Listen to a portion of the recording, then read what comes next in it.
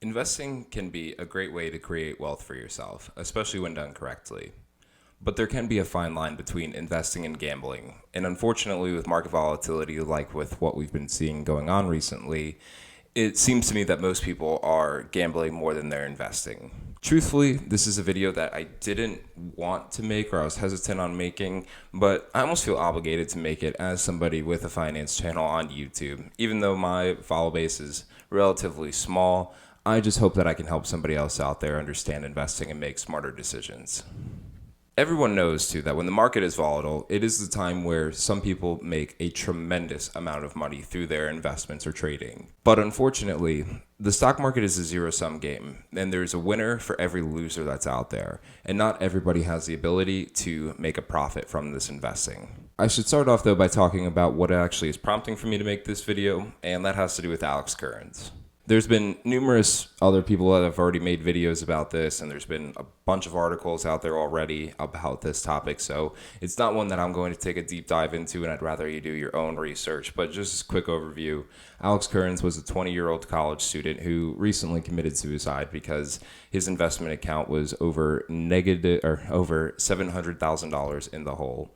And these are the things that I try to teach throughout my channel to help you avoid. But unfortunately, if you're not smart with your investing, or if you're not 100% sure on what you're doing, it can lead to significant amounts of losses in your account, which is a tragic situation. And just I almost want to give like a warning to people out there and help you just understand how you can make smarter decisions while educating yourself so you can become a more strategic investor. This is nothing against Alex or not a knock against him and his trading strategy. This is just an overview, and really the last thing I'll just say about his situation here is, just to offer my condolences to his family, as well as they'll be in my thoughts and prayers moving forward as they navigate through this rather difficult time. And I also just want to be clear, I'm not doing this video to get a lot of views on YouTube. That's kind of what I use Watchlist Wednesday for.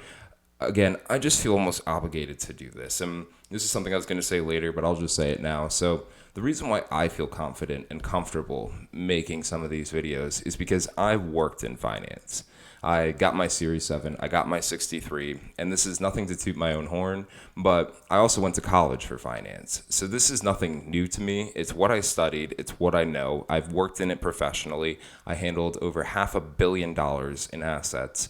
So it's something I feel comfortable talking about. The reason why you don't see more people like me, especially at my age, on YouTube making these kind of videos is because you can't. With your Series 7, you will not be able to make these videos with your employer because of FINRA regulations. Really, the same thing goes all the way up to a CFP. CFPs have a little bit more leeway when it comes to making these kind of videos, but even then they have to run it through compliance, get approval, make adjustments to what they're saying so it doesn't come across as advice. And when I left finance to get to real estate, I just realized that would be a good time for me to start making these videos and pass along this knowledge that I have, because I worked hard to get my finance degree. I went to community college for a year. I graduated from ECU 3 years later. After that, I got a job immediately out of college, and again, took my Series 7, took my 63, passed that, and worked and was a top performer in my job.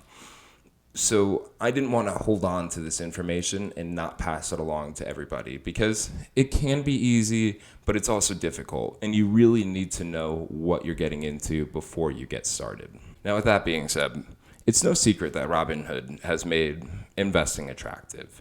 With $0 fees, it could be a great thing for some investors.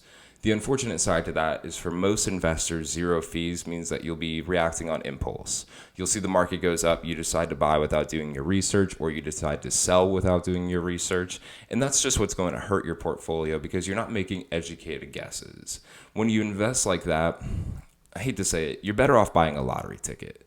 Don't invest in the market if you're not sure why this is going up so much, or why it's been going down, or what is this news headline about a company filing for bankruptcy. Just don't invest if you're not sure what you're buying. It also makes sense though that Robinhood made investing more attractive, because you'll see headlines like 17-year-old millionaire from day trading, or how to make $100,000+ a week from Robinhood investing.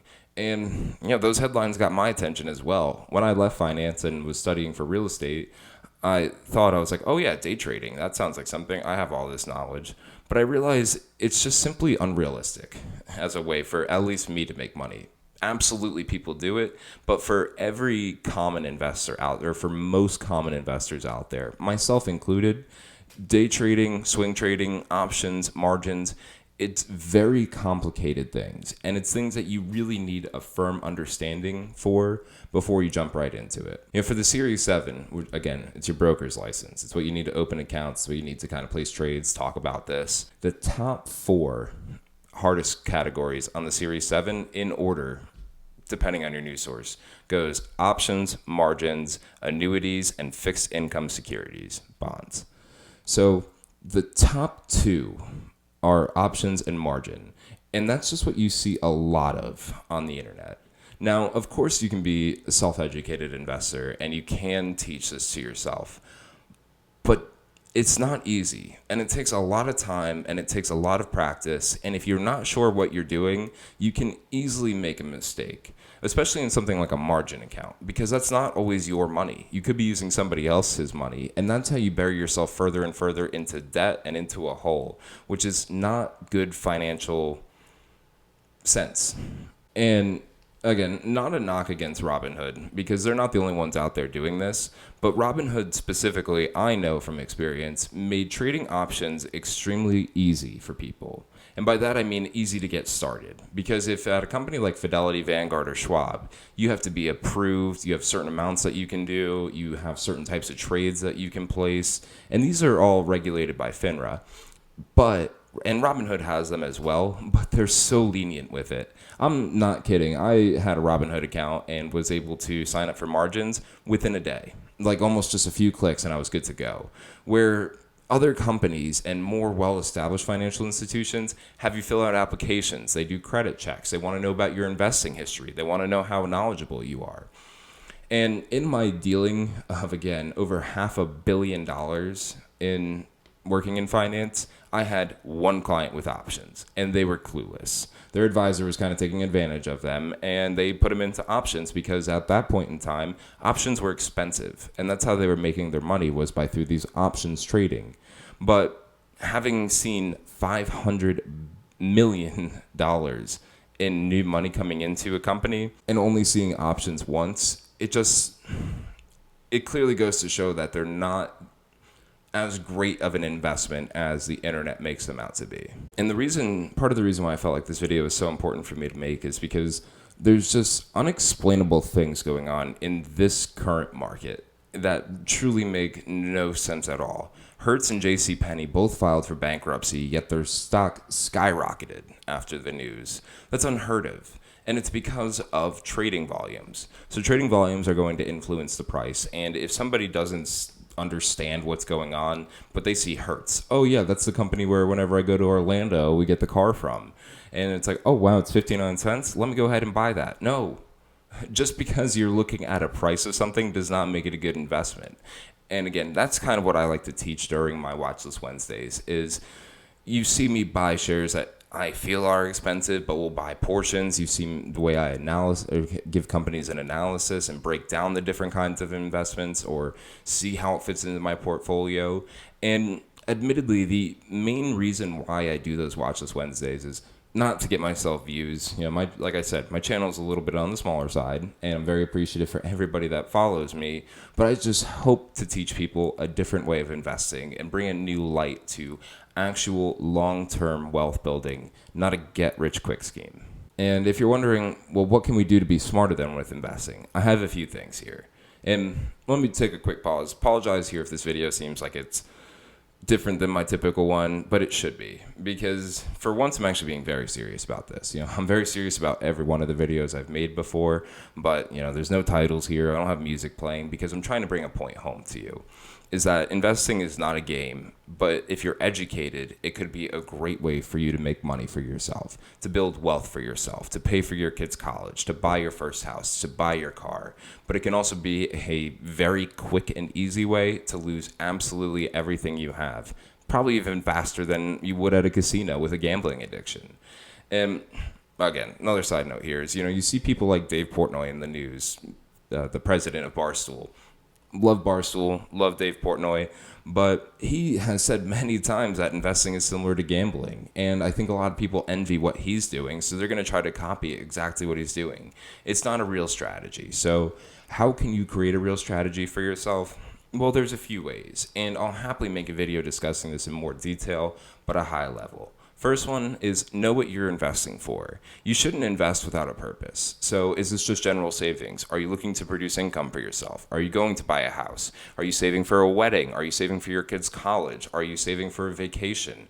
All of that is going to influence the investments you have, because you wouldn't want to grow stock if you're looking for producing income.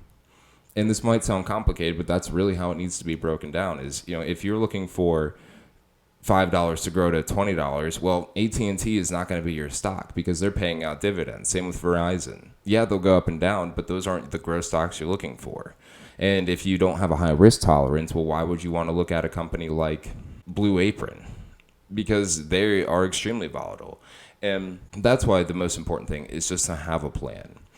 Now, while you're creating your plan for yourself, and also the plan will help determine what kind of account you need. That's something I almost never hear anybody mention is this in a Roth IRA, a traditional IRA? Are you using this in a 403B? Are you going to use this in a 401k? Are you using this in a joint account, a trust account, an individual account?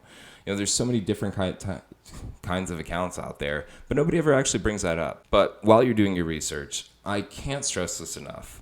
Please use paper trading. That's what I do my Watchlist Wednesday with. That's not my actual money going into that account, but it simulates the market. Exactly. Those are all real share prices. I give you a set amount to play around with. And that way, if you lose it all, you don't actually lose any money. You just, lost the game, and you could restart again and be exactly where you started. But trying to start off with trading, creating straddles on options trading is one of the most absurd things that anybody can do when it comes to investing. And I'll just put it point blank like that. You should not be doing options if you don't even understand fully the difference between an IPO, preferred shares, and common stock. Or why is a common stock different than a preferred share? Or why is preferred share different than a bond? Because they both pay a certain amount of income. I thought bonds were the only ones that paid certain income. And you really need to know that kind of stuff before you start trading. So if you're very eager to start investing, start with day trading. Don't start with day trading. Start with paper trading. Because again, you won't lose your money. If you need sources for that, I use E-Trade. Webull has it as well. And Investopedia actually has different games that you can do. So Investopedia has it where you can start with $1,000, then $10,000 or $100,000, $1 million. You can do options. You can't do options. You can do margin. All of that to really simulate the real life experience. And if you still need additional education, make sure you're learning from the right places. As I mentioned, this is incredibly contradicting considering I'm somebody with a YouTube channel. YouTube is not necessarily the best place for you to learn from. Reason being is because people are going to make money from views. So you have a lot of clickbaity titles. You have people that have optimized SEO to get their video out there, but they might not know what they're talking about. And you're just better off learning from a more credible source. My favorite one, Investopedia. If you ever have a question on anything finance related, Investopedia is your go-to source. If you want to hear about how people analyze the market, I listen to The Motley Fool, and I've said it before. Motley Fool is a great podcast because it's a very similar viewpoint as what I have. And it's not about day trading. It's about long-term wealth generation. And if you still don't feel comfortable after doing those researches, if you can understand why a short put could be considered a bullish position, but a short call is not a bullish position, then you shouldn't be looking at options. And if you really don't have the energy, the time, or really the willpower to learn that stuff, then work with an advisor. An advisor will help you with all that. They'll make those decisions for you because it's time consuming. I might be a little biased here, but when I hear people just say, oh, I read 3 books and now I'm an expert in finance, it's, I went to college for finance. I had classes on it. I could tell you about different levels of bankruptcy. I could tell you if a company needs to restructure, if they need to reorganize, or do they need to just liquidate everything. I can calculate moving averages. I can calculate free cash flow, but I'm still not an expert. I'm still very much a beginner. So just because you read a few books does not make you an expert. And, I used to use the example of doctor. You can't just read WebMD and all of a sudden you have your PhD in doctor, whatever it is that you're looking up, because that's not what it takes. It takes a way more in-depth understanding as to what exactly is going on. So really, just again, please be careful out there when it comes to investing. I don't want to hear of anybody that watches my channel that has lost a lot of money or wasn't making smart decisions, because that's not what I'm trying to teach here. I'm genuinely trying to help people understand finance, because a lot of it is covered up. It's big terms used to cover up something that's actually pretty easy to understand, which allows for certain people to take advantage of your ignorance. But there's other stuff in here that's actually very complicated, and it's not easy to understand, and it takes a firm understanding to be able to understand options or margins or annuities, variable annuities, fixed annuities. So just please be careful out there. That's really the only point I'm going to drive home here. And, short from my typical ending here, the only thing I'll ask, you don't have to like, you don't have to subscribe, you don't have to do any of that here. I will ask, though, if you know somebody that's very aggressive with their trading, just share them this video and just tell them, hey, be careful. Maybe start with paper trading, because you could have these big plans financially that can overnight be taken away from you, especially if you're, still trying to take a bullish position on Hertz. They're bankrupt. Stop. Be smarter with your investing.